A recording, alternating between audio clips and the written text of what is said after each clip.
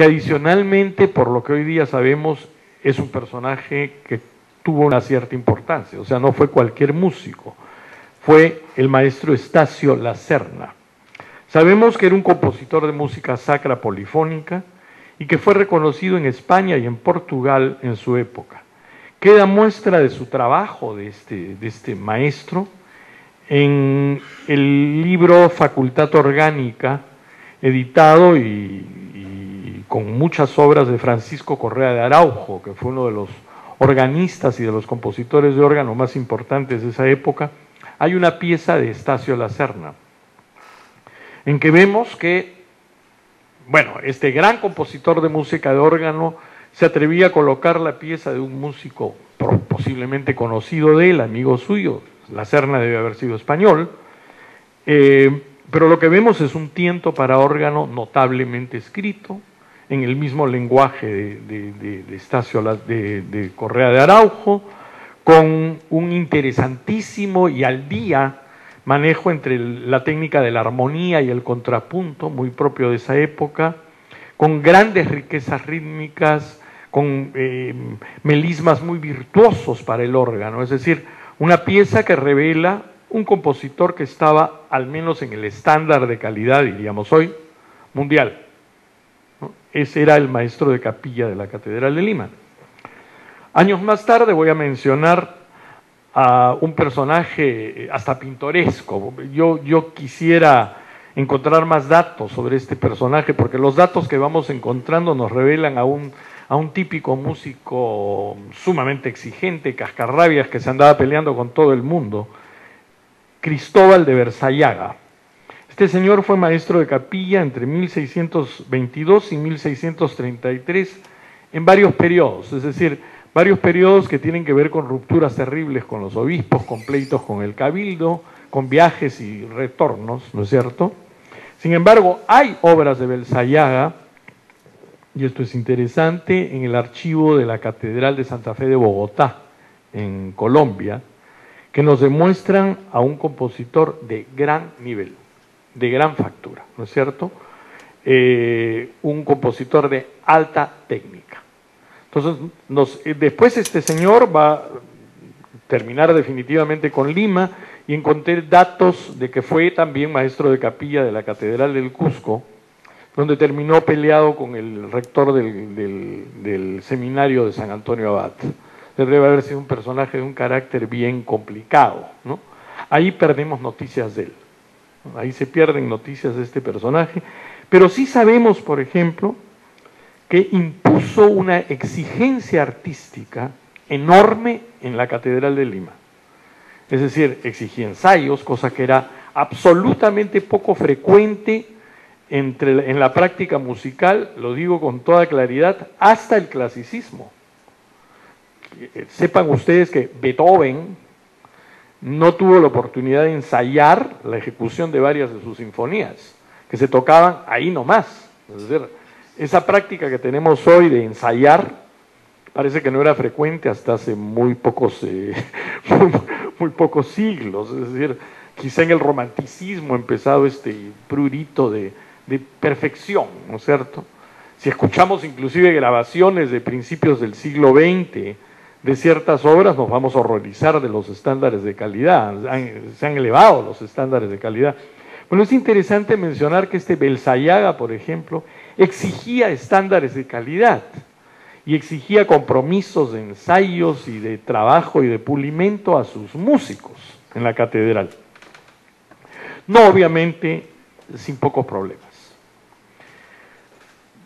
Sin embargo, la gran figura de la Catedral de Lima, y por muchos años de la música barroca en el Perú, va a aparecer recién en las últimas décadas del siglo XVII, y me refiero a Tomás de Torrejón y Velasco, músico nacido en Villarrobledo, en Castilla la Nueva, en España,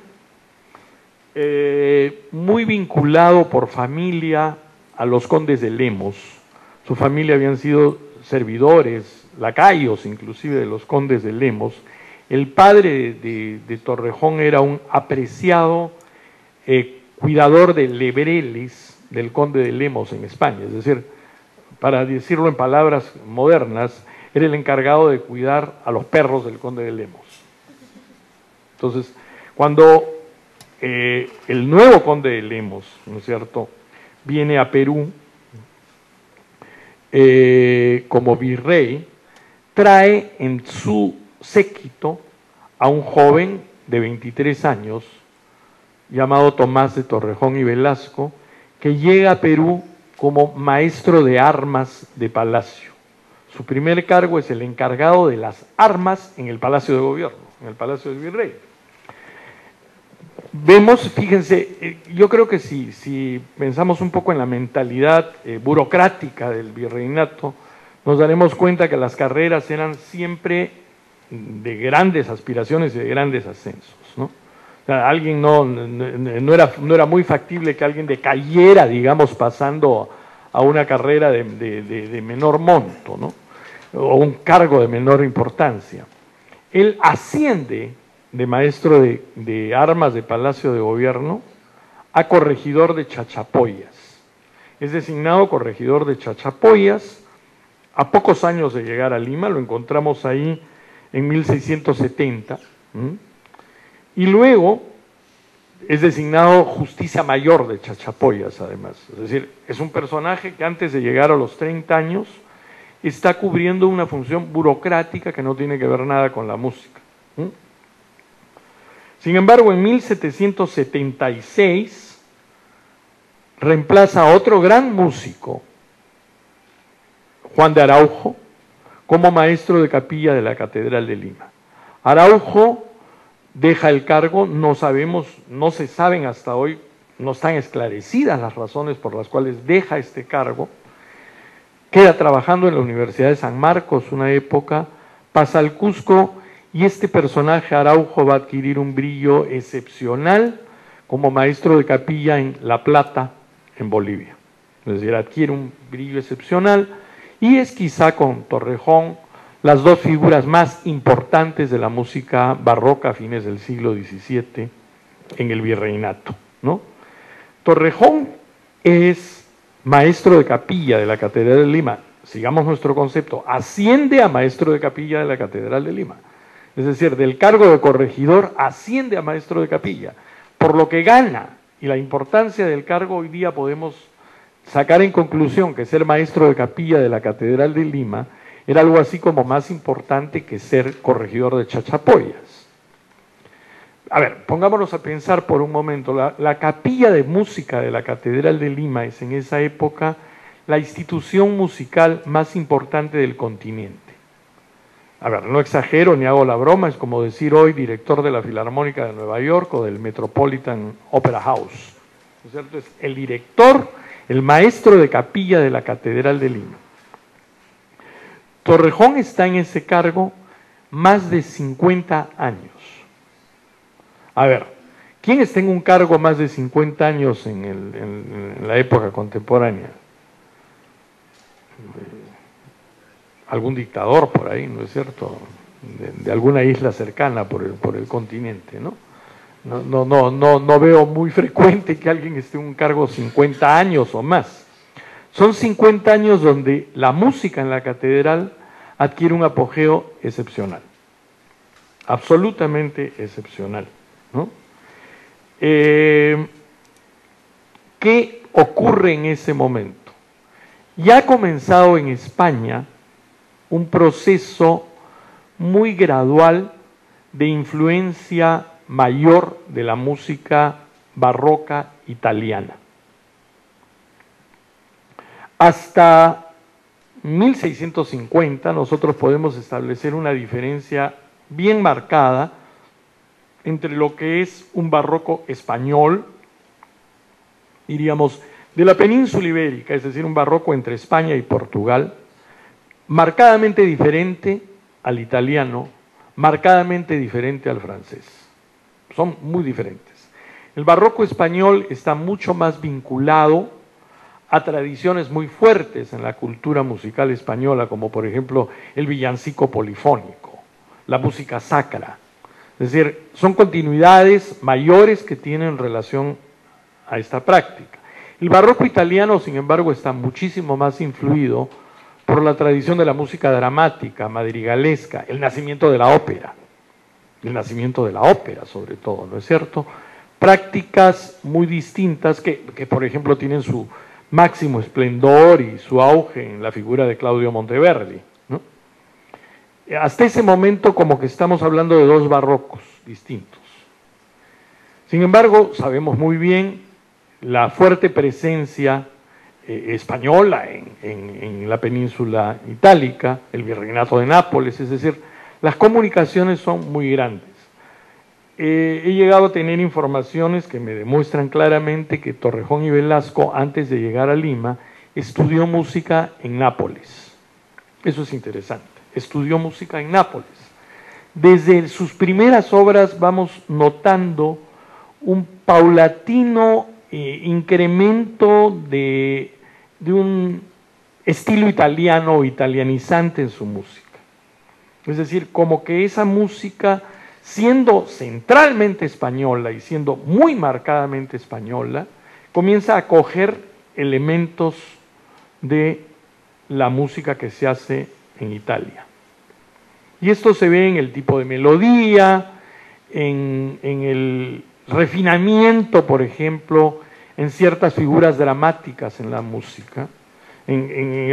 La música italiana de esa época está muy al servicio del texto. Monteverdi mismo concebía que la música era una esclava del texto. Entonces la música como que es una manera de potenciar o de subrayar el sentido del texto. Eso no se ve en la música española, por ejemplo, del Renacimiento, es decir, figuras musicales que marquen el texto, con elementos musicales, es decir, muero, ¿no? Es decir, las notas van bajando y quedamos en un muero largo, ¿no es cierto? O de pronto, nazco, brillante, es decir, muy de seguir dramáticamente un texto. En Torrejón vamos viendo poco a poco que eso se va marcando. Sin embargo, hay un hecho histórico muy importante y muy significativo a fines del siglo XVII.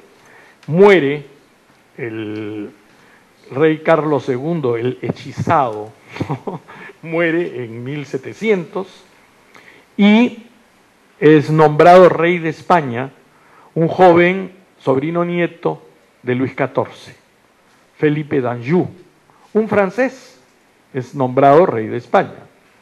Es curioso, este rey español aprende a hablar español, castellano en España. Es decir, hasta los 18 años hablaba francés. Es nombrado rey de España.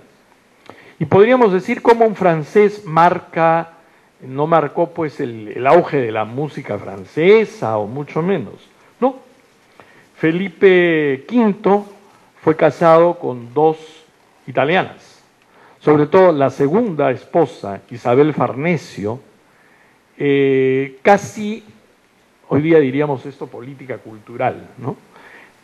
Casi toma la voluntad política de imponer las modas italianas en España y en el virreinato. La cantidad de compositores italianos que llegan en ese momento es enorme, enorme, y el barroco italiano se impone finalmente en todo el Imperio español. Obviamente en la ciudad de los reyes, eso no cabe la menor duda. Es muy interesante referirme a algo que vale la pena y que tiene que ver precisamente con Lima triunfante, con el libro. El virrey Manuel de Oms y Santapau, marqués de Castel dos Rius, catalán, al ser nombrado virrey del Perú, miren otro dato interesante, el virreinato del Perú es un ascenso, inclusive el conde de Lemos ha pasado de México a España, ¿no? O sea, a Perú. Es decir, este virreinato es mucho más codiciado, cotizado que el de México. Bueno, Oms y Santapau había sido embajador del Imperio Español, del rey de España, en Versalles, nada más y nada menos, en Versalles, y pasa a virrey de Lima.